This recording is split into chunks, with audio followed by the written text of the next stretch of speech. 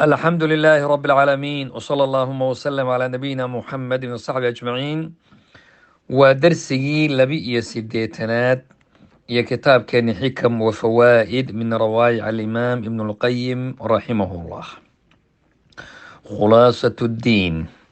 هل كان الشيخ وحكوشي معلومة عوان لو قد جاي الدين خلاصة وحل هذا السمري بالود هذا إنجليش كان طبعا وشيء لسو خلاصيي خلاصة وانت يعني warka marka lasoo ururiyo oo war yar oo muhiima laga soo qaado taasaa khulaaso la yidhaahdaa. kitaabka marka la qoro oo la gebagabeynaya ama khaatima baa la yidhaahdaa, oo gebagabadii ama khulaasa la yidhaahdaa, mulakhas baa la odhan karaa.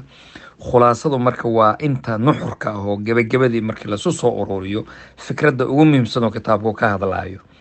falikhlaas marka ikhlaasku huwa sabiilu lkhalaas weeyaan. malo fiirso, ikhlaasku waa wadada badbaadada.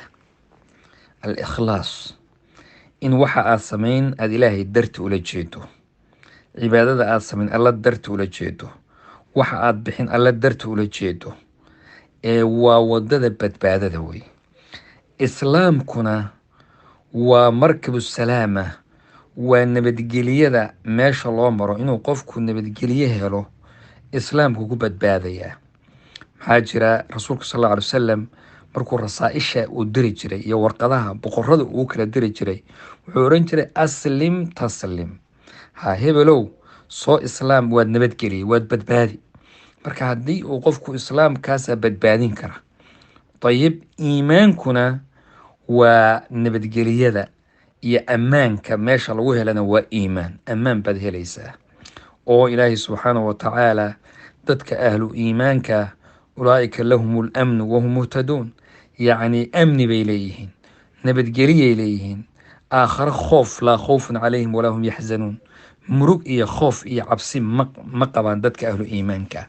marka waa khulaasada runtii saddexdaa eer oo aadka u cajib badan buu kusoo uriyay ibnuqayim miftaaxu daari sacaada ayuuna ku sheegay macluumada. sheikhulislaam ibnu taymiya raximahullah baa hadal u dhow wuxuu lahaa, faman kaana mukhlisan fii acmaali iddiin, qofka mukhlis ah oo khaalis acmaasha uu samaynaya ka dhiga ilaahay darti ula jeeda, ila darti u sameeya, kaana min wliyaai illaahi almuttaqiin buu noqonayaa. awliyada ilaahay ee alla ka baqa buu qofkaasi ku jiraayo ogaada, hadduu camalkaagu ilaahay darti aad wado. ibnu qayim baa mar kale wuxuu yihi isaguna alikhlaas, ikhlaas marka maxaa la yidhaahdaa?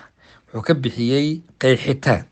wuxuu yihi anlaa tatluba calaa camalika shaahidan gayra allah walaa mujaaziyan siwaahu. waxaa ikhlaas la odhan karaa inaada u raadinin camalka aad samayn markhaati kale ha u raadin. hadda waxyaabaha kale markii lagu heshiinayo, markii markhaati inoo keena oo maaragtay meeshan saxiixa oo inaga warqabo dhowaan haddii la isku qabsaday iyo fulaan baa la yidhahdaa sooma waxyaabaha adduunyada. laakiin ikhlaaska waxaa la yidhaahdaa ilaahay subxaanahu watacaala ba waxaad samayn og, markhaati kale waxaad uga baahnayd uma baahnin. marka markhaati kale salaada aad tukanaysa markhaati bay u baahanta. hebel xalay waa tukaday, intaasoo ragcadood tukaday, anaa u jeeday, anaa ogaa, uma baahnid. ilaahay baa markaa marqaba subxaana. abaalmarin rabbi aan ahayn maad rabtaa? maya. marka taasaa ikhlaas la yidhahda. cid kale ood abaalmarin ka rabtaa ma jiro. haddaad maanta wax bixiso ood wax sadaqaysato iyo haddii aad cibaado kale la timaadaba abaalmarin rabbi baad ka rabtaa. alquluubu saliima, halkaana waa macluumo kale oo sheekhu uu ciwaan looga dhigay qalbiga nabadgale. ajmaca asaa'iruuna ila allah, yacni waxaa lagu ijmaacay dadka ilaahay subxaanahu watacaala dadkiisa akhyaartii waxay ijmaac ku gaadheen ana alquluuba, yani quluubta lama siiyo waxa ay doonayso xataa tasila ilaa mowlaha, ilaa qalbigu ilaahay uu la xidhiidho toos. quluub rabbi ku xidhan baa waxay doonayaan la siiyaa. qofku ilaahay ku xidhan baa alla xaajadiisa gaadhsiiya. walaa tasil ilaa mowlaha, mana gaadhi karto rabbi subxaanahu watacaala xataa takuuna saliima, ilaa qalbigaasi uu yahay mid saliima oo nabadgalay. qalbigaa ilaahay subxaanahu watacaala xaggiisa qalbi aan nabadgelin oo saqiim ahoo jiran wasakh ka buuxdo ma gaadhayo rabbi subxaanahu watacaala, mana la siin karo waxa uu doonayo. sheekhu macluumadaa wuxuu ku sheegay kitaabkiisii aljawaabu alkaafi liman sa'ala can addawaa'i ashaafi, marka lasoo gaabiyana addaa'u waddawaa. ayib, marka saliimatan wa saxiixa, yacni qalbiga oo saliimka oo nabadgalay oo haddana saxiix oo caafimaad qaba. waxaa li walaa takuunu daalika, mana noqon karo qalbigii mid saxiix oo saliima ilaa bimukhaalafati hawaha, inuu qalbigaasi khilaafo hawada nafta ku jirto inuu khilaafo. fa hawadeyna waa maradka, qalbiguna waa hawada wey. shifihiis iyo caafimaadkiisuna waa mukhaalafada hawada in la khilaafo ayuu noqonaya. haddii qofka marka istixkaam maradkii uu ku sameeyo oo qalbigiisa hawa ay qabsato, oo qofku wuxuu rabo hawada waxaa weye inaad wixii alla wixii ay naftaadu doonaysa iska raacdo, taasi qofka way dilaysaa. cuquubadeeduna waa an tasrifa alqalba can sixati, waxay ka leexin qalbiga caafimaadkiisii iyo istiqaamadiisii, waxayna u jahinaysaa marad iyo inxiraaf, jiro iyo qalooc ayay kana zuuli maayo inuu jiran yahay, macluul uu yahay. alaqdiya annaafica, waxa fiicanna waxba u tari maayo. diintan waxba u taraynin, qur-aankan waxba u taraynin, axaadiistan waxba u taraynin.